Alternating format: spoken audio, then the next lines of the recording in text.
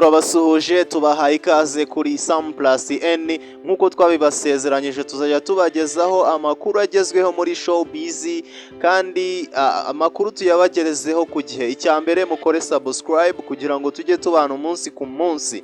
Ni ibintu by'agaciro cyane kuba wakanda subscribe, wakunda video ugakanda like, ni support ikomeye cyane nubwo wowe utabyiyumvisha, ariko twebwe ni ibintu biduha motivation yo kugira ngo tujye tukomeza kubagezaho inkuru nziza zigezweho muri showbiz ndetse n'andi makuru yo hirya no hino tuzajya tugenda tubona tukayabagezaho gatanu kuri gatanu. Inkuru imaze igihe icicikana ni y'umukobwa witwa Emeline aka Ishanga. Ni umukobwa twabonye video asa nkaho ari we uri muri ayo mavideo ari kumwe na bagenzi be, bafata amashusho rwose bambaye ubusa, ndetse we ku giti cye twabonye na video ye arimo arikinisha akoresheje icupa.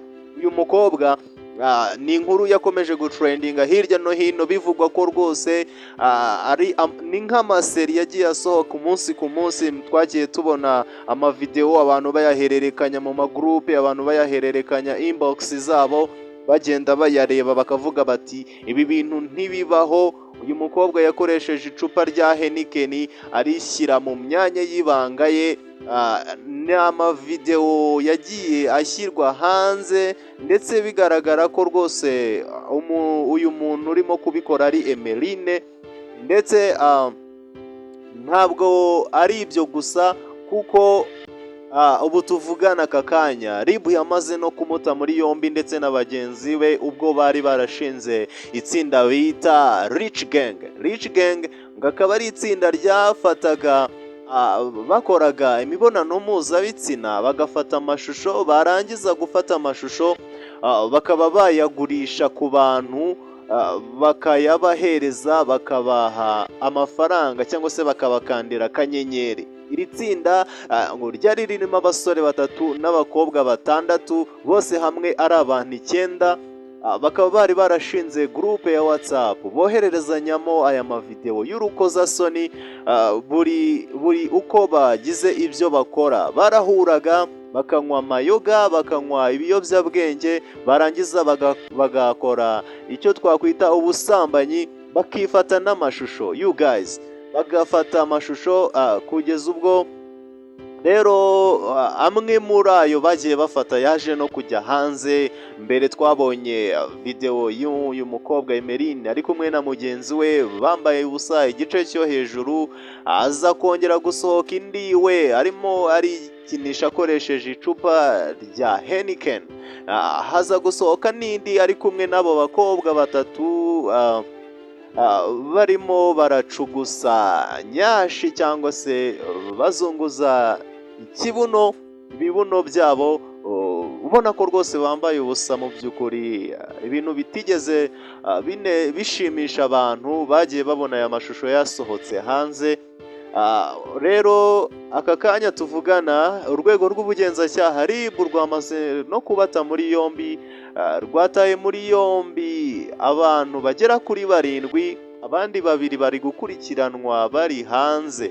Gusa RIB yaje gutangaza yuko aba bantu bose uko bari muri iri tsinda bakoreshaga ibiyobyabwenge, cyane cyane ikiyobyabwenge cy'urumogi. Ubwo yabapimaga yabasanzemo igipimo kiri hejuru cyane, kuko ngo yabasanzemo hagati ya 55 na 275 by'ingano y'urumogi rubarimo. Nyamara ngo mu bipimo bisanzwe umuntu uri normale agomba kuba afite hagati ya 0 ndetse na 20, ariko abangaba rwose wumva ko bakoreshaga umurengera w'ibiyobyabwenge.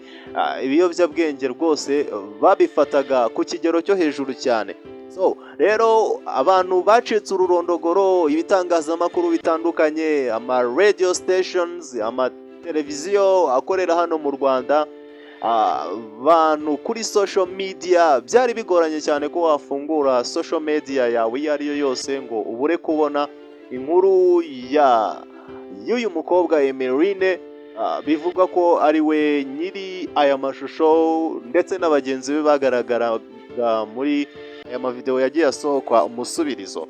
So rero ni inkuru zakomeje rwose gucicikana kugeza n'ubwo umukuru w'igihugu yabikomojeho aravuga ati njya nkurikirana social media, hari ibintu njya mbona abana bakajya hariya bakiyambika ubusa, bakajya hariya rwose bakiyambika ubusa. Reka nkumvishe ukuntu yabivuzemo. Njya mbibona, nkurikira ibintu no kuri social media, no kucyo intambara zirirwa zirihuza abana bato baraho bambara ubusa bakajya ku muhanda bakambara ubusa wambara ubusa ararata iki undi adafite, twese tudafite kwambara ubusa. Kwambara ubusa nta dini iribaho ryo kwambara ubusa, nta muryango ubaho kwambara ubusa. Ariko burya kwambara ubusa ntabwo ari bwa busa, burya bambaye ubusa no mu mutwe, ni ubusa buri mu mutwe. Nicyo kibazo, niho bishingira. Mbwira rero ukuntu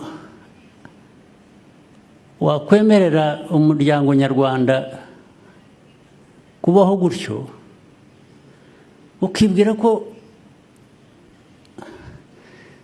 nubwo twicaye hano twebwe nk'abayobozi mu nzego zitandukanye, inshingano tuzaba twuzuza ni izihe? Ni izihe? Tuzibaze ni izihe?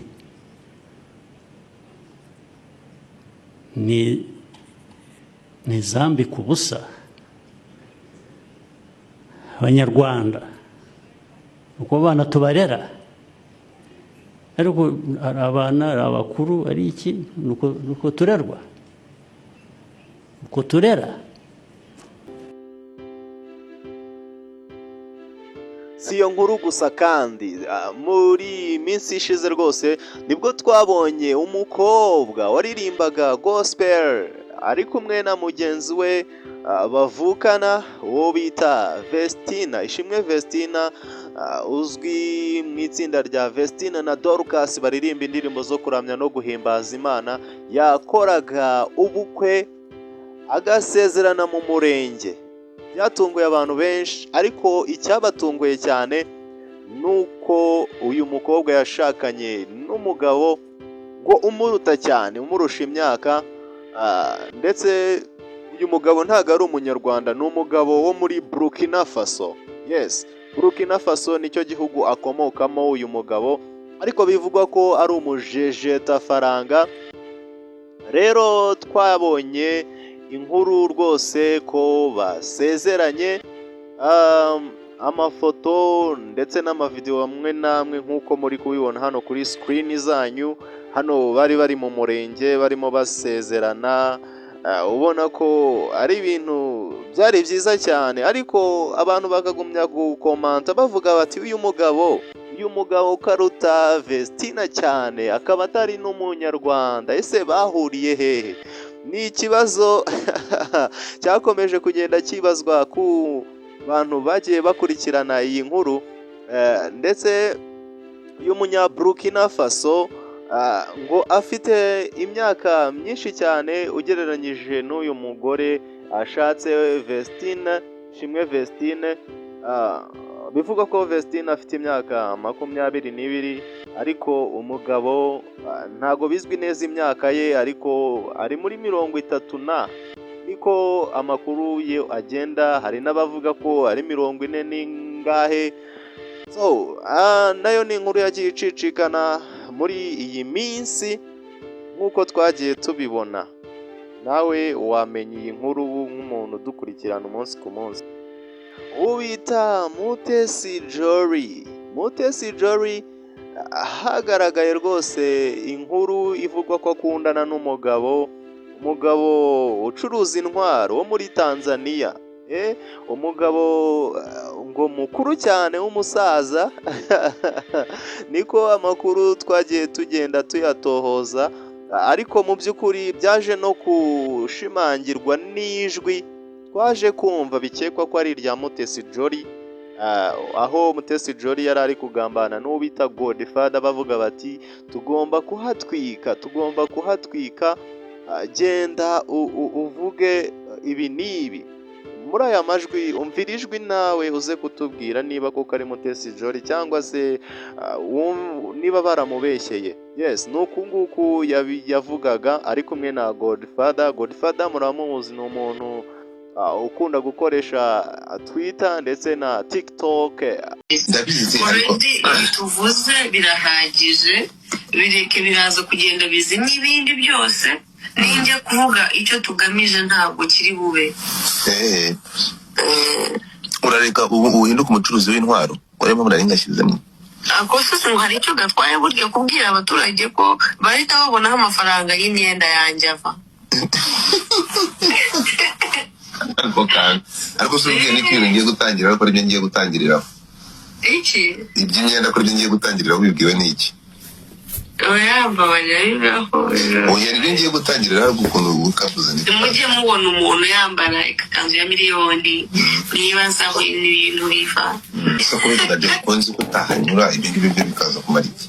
Ntabwo nyine twakora mu buryo batabona ko twabivuga. Oya yego reka ntabwo bivuga ibyo nta kibazo mfite we ko wabivuga ugasa nk'ukweshoninga generally, ariko abantu bakamenya ingufu afite mbere na mbere. yewe ngiye kumanza mugira igitangaza.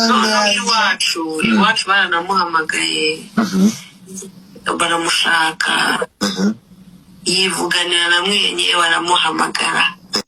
Nk'ibisanzwe rero indirimbo zigezweho muri iyi minsi, indirimbo nziza cyane yitwa Beauty on Fire y'umuhanzi Bruce Melody ndetse ari kumwe na Joe. Ni indirimbo igezweho cyane ushobora kugenda ukumva hirya no hino, ndetse yamaze kugera no kuri YouTube, ushobora kujya kuyireba. Ubu tuvugana twe dukoze inkuru, iyi ndirimbo ifite ibihumbi 900 by'abantu bamaze kuyireba. Ni indirimbo nziza cyane. Joe ndetse na Bruce Melody bakoze mega hit. So indi ndirimbo rero ushobora kujya kushakisha ukumva ni indirimbo yitwa Simpari by Yampano ari kumwe na Fireman. Nayo ni indirimbo yamaze no kugera kuri YouTube, ushobora kujya kureba. Ni indirimbo nshya rwose ziri kugenda zicicikana kugeza kuri aka kanya, indirimbo nziza cyane. So indi ndirimbo ushobora gushaka ukumva ukanareba ni indirimbo yitwa Phenomena, indirimbo ya Kenny Soul. Ni indirimbo nshyashya nziza cyane ushobora kujya gushaka ukayumva ukanayireba. Indirimbo iri imeze neza cyane kabisa.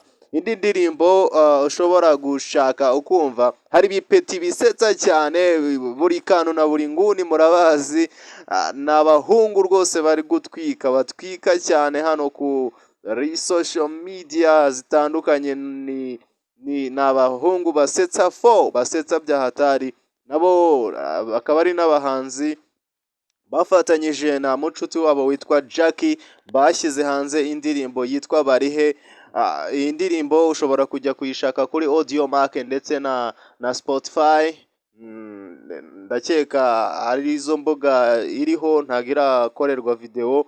Nayo ni indirimbo nziza cyane ushobora kujya kumva yitwa Barihe ya buri kantu na buri nguni.